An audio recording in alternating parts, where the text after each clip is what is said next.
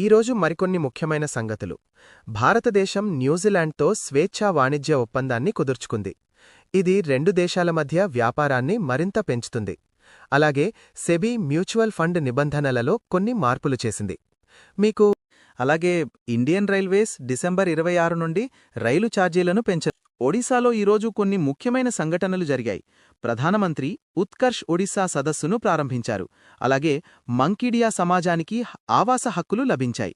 ఇంకా ఒడిశాలో కొన్ని రైలు సేవలు కూడా రద్దయ్యాయి. ఒడిశా రాష్ట్రం తన గొప్ప సంస్కృతికి ప్రసిద్ధి. అక్కడ పూరీలో జరిగే జగన్నాథ రథయాత్ర చాలా పెద్ద పండుగ.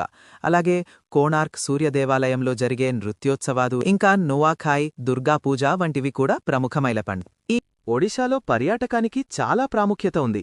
కోణార్క్ సూర్యదేవాలయం, పూరీలోని జగన్నాథ ఆలయం, అలాగే చిల్కా సరస్సు ముఖ్యమైన పర్యాటక కేంద్రాలు. ఇవి రాష్ట్ర ఆర్థిక వ్యవస్థకు ఎంతో దోహదం చేస్తాయి. మీకు ఒడిశాలో రామ్సర్ సైట్స్ చాలా ముఖ్యమైనవి.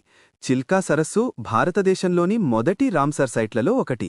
ఇది అరుదైన వలస పక్షులకు ఆవాసం. వీటితో పాటు భితర్కనికా మడ అడవులు కూడా మరొక ప్రసిద్ధ రామ్సర్ సైట్. చిల్కా సరస్సు భారతదేశంలోనే మొట్టమొదటి రామ్సర్ సైట్. ఇది అనేక అరుదైన జాతుల జీవులకు మరియు వలస పక్షులకు ఆవాసం. భితర్కనికా మడ అడవులు కూడా మరొక ప్రముఖ రామ్సర్ సైట్. ఇక్కడ మొసళ్ళు మరియు ఇతర అరుదైన జంతువులను చూడవచ్చు. చిల్కా సరస్సును 1981లో మొదటి భారతీయ రామ్సర్ సైట్గా గుర్తించారు. భితర్కనికా మడ అడవులకు 2002లో ఈ హోదా లభించింది. క్లుప్తంగా చెప్పాలంటే ఒడిశాలో చిల్కా సరస్సు మరియు భితర్కనికా మడ అడవులు ముఖ్యమైన రామ్సర్ సైట్లు. చిల్కా సైట్ను 1981లో, భితర్కనికాను 2002లో గుర్తించారు. ఇవి జీవ వైవిధ్యానికి ప్రసిద్ధి. అలాగే ఒడిశా సంస్కృతిలో సంబల్పురి నృత్యం మరియు డోక్రా కళకు ప్రత్యేక స్థానముంది. దేవాలయాన్ని తూర్పు గంగ వంశానికి చెందిన నరసింహదేవరాజు కట్టించారు.